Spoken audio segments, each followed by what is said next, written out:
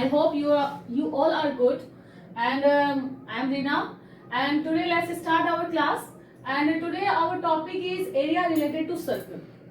You know what is a circle? Circle जिसमें हमें क्या है कि आपको एरियाज अभी हम फाइंड करेंगे। जैसे आपको सर्कल दिया गया है, सर्कल में क्या होता है, एरिया एंड सर्क्यूमफ्रेंस। इट मींस कि हमें इसके आउटर साइड्स बताना है, एंड एरिया कि हमें इसके इंटरनल पार्ट्स को हमें एरियाज, इसके पीछे हमें एरियाज के बारे में बताते हैं, तो हम इसमें एरिया ऑफ सर्कल फाइंड करते हैं। तो जैसे इसका फॉर्मूला होता है कि area of circle pi r square होगा, एंड सर्कमफ्रेंस ऑफ सर्कल जो होता है वो होता है 2 पाई आर। क्योंकि हम इसमें 2 पाई आर क्यों लगा रहे हैं, क्योंकि इसे हम, अगर मैं हिंदी में बताऊं तो इसे हम परिधि कहते हैं। वृत्त की परिधि का मतलब है कि वृत्त के चारों ओर की जितना भी चक्कर हम लगाएंगे तो इसके लिए हम वृत्त की परिधि का फॉर्मूला लगाएंगे। अगर एरिया पूछा जाए तो हम इंटरनल यानी कि इस वाले पार्ट की वैल्यू को हम बताएंगे, जैसे हम एरिया निकालेंगे।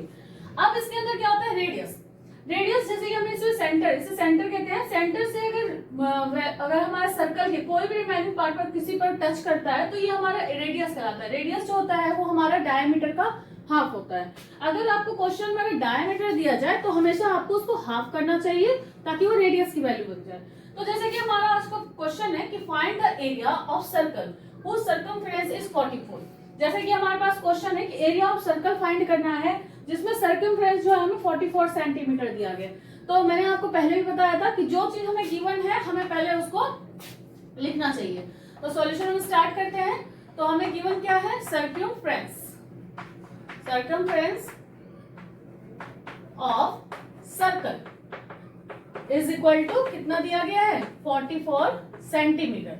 अब हमें क्या करना है, इसके बीच अब हमें रेडियस पहले इसके अंदर फाइंड करना है।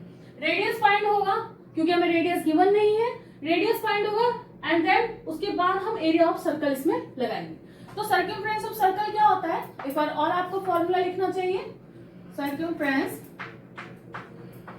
Of circle is equal to 2 pi are.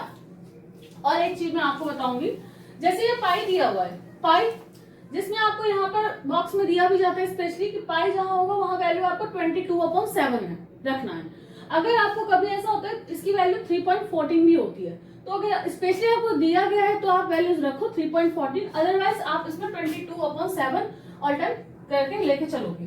तो अब इसमें वैल्यू हमें कितना है, 44 रखना है, is equal to 2 into pi की वैल्यू कितना है 22/7, एंड रेडियस हमें गिवन नहीं है। तो अब हम क्या करेंगे, 44 इज इक्वल टू 7 से देखो कोई भी नंबर डिवाइड नहीं होगा, तो हम क्या करेंगे, नंबर्स को मल्टीप्लाई, 22 को 2 से मल्टीप्लाई करना है तो कितना आएगा 44r/7। 1 लेट करना है यहाँ पर, फिर इसकी हम करते हैं क्रॉस मल्टीप्लाई। तो 44 into 7 is equal to 44r, and r की वैल्यू फाइंड करना है तो जिसके साथ नंबर मल्टीप्लाई हो रहा है तो हम उसे डिवाइड में लेके आएंगे। 44 into 7/44 is equal to r. 44 divide हो गया तो इसमें क्या बचा हमारा 7 सेंटीमीटर। 7 centimetre is radius. अब हम इसमें क्या करेंगे, एरिया ऑफ सर्कल का है आपको फाइंड करने के लिए। अब हम एरिया ऑफ सर्कल का फॉर्मूला लगाएंगे। जैसे कि आप सबको पता है कि हमने रेडियस फाइंड कर लिया है, radius is equal to 7 centimetre हो गया है।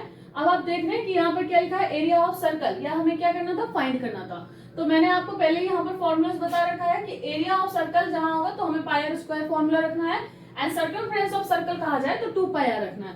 तो अब हमने सर्कमफ्रेंस से रेडियस फाइंड कर लिया। अब हमें क्या करना है, area of circle is equal to pi r square.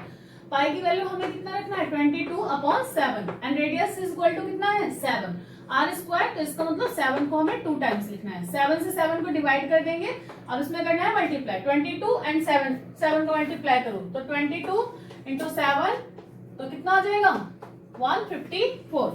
तो आंसर इज 154 सेंटीमीटर।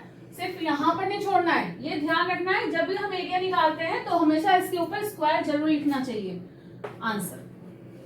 तो 154 सेंटीमीटर स्क्वायर आंसर। अब मैं फिर स्टार्ट करते हैं सेकंड क्वेश्चन। जैसे कि सेकंड क्वेश्चन हमारे पास जो गिवन है, इन फिगर OAPBO, जैसे OAPB एंड O, ये जो हमें वैल्यू दी गए हैं इज अ सेक्टर, ये क्या है, हमारा सेक्टर है।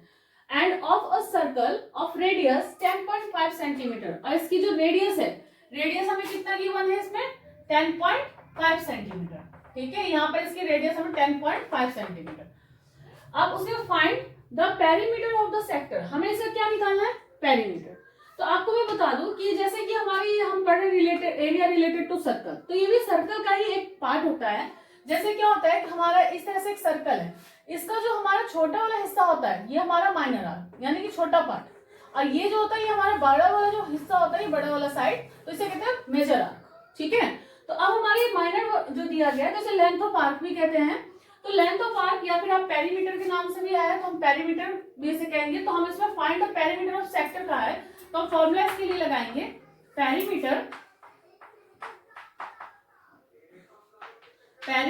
ऑफ द सेक्टर, जैसे हमारा सेक्टर है, ठीक है, तो इसके लिए हम फॉर्मूला लगाते हैं थीटा अपॉन 360 इंटू 2πr।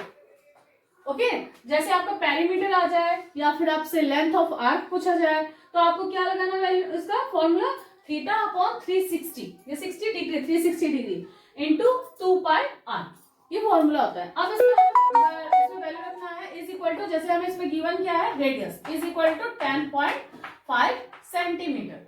अब इसमें रखना है थीटा, थीटा की वैल्यू हमें कितनी दी गई है, इसमें जो ये हमारा एंगल जितने डिग्री का दिया जाता है ये हम थीटा की वैल्यू को लेते चलते हैं, यहाँ पर थीटा की वैल्यू है, तो हम रखेंगे 60 अपॉन 360 इंटू 2πr, तो 2 इंटू में पाई की value 22 upon 7 into radius, radius हमें 10.5 है तो हम यहाँ पर 10.5 लेंगे। और आप देख सकते हैं कि यहाँ पर डेसिमल दिया गया है, तो जब भी डेसिमल अगर कभी आपको गिवन हो तो इसे अगर हम हटाते हैं तो नीचे 1 आएगा, ये मतलब एक फॉर्मूला, एक आप रूल कह सकते हो, जैसे डेसिमल हटता है नीचे 1 आएगा और उसके बाद जितने नंबर्स हैं उतने हम 0 लगाते हैं। अब करना है हमें इसे डिवाइड करने का प्रोसेस आपको मैंने पहले भी वीडियो में समझाया था और अभी भी करना है हमें कैसे, तो इसे ऊपर नीचे और जो कॉर्नर है कॉर्नर टू कॉर्नर को हमें डिवाइड करना है। जैसे इसमें हम डिवाइड करें 60 की जगह 360 कितने टाइम्स में आएगा, 6 टाइम्स में। अब अगर कैंसिल हो रहा है 2 से हमारा ये 6 कैंसिल हो जाएगा, कितने टाइम्स में, 3 टाइम्स में, ठीक। अब उसके बाद अगर हम देखें तो 7 से 105, अब ये 105 बन गया, पहले 10.5 था, अब जब डेसिमल हट गया इसका तो ये 105 बन गया। अब ये 7 के टेबल में कितने टाइम्स में आएगा, तो 15 टाइम्स में, ठीक है। अब उसके बाद हम क्या करते हैं, तो 3 से आप देखिए 15 डिवाइड हो जाएगा, कितने टाइम्स में, 5 टाइम्स में। अब उसके बाद 22 से हम क्या करेंगे, 10 से डिवाइड करेंगे, तो हमारा पहले अगर हम देखें तो यहाँ पर 5 से हम इसको भी कर सकते हैं, 5 2 जा 10। उसके बाद हम 2 से करेंगे 22 और तो यहाँ पर कितना बार में आएगा, 11, तो हमारा वैल्यू कितना निकल कर क्या आ गया, 11 सेंटीमीटर, ठीक है।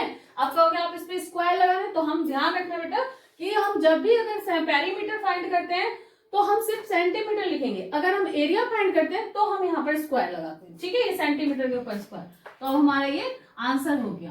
तो ये आपका बहुत मोस्ट इंपॉर्टेंट क्वेश्चन है, बहुत बारी 10th क्लास में रिपीट हुआ है ये बोर्ड के एग्जाम में, तो मेरी आशा है कि आप सब इस क्वेश्चन को ठीक से समझ करके करें, क्योंकि हमारे आने वाले एग्जाम में क्वेश्चन क्या पता आके रिपीट हो जाए। तो आशा है कि आप सबको मेरे एक्सप्लेनेशन समझ भी आएगा, और अगर आपको मेरी वीडियो अगर पसंद आए तो आप like share comment and subscribe जरूर करें। Thank you so much for watching.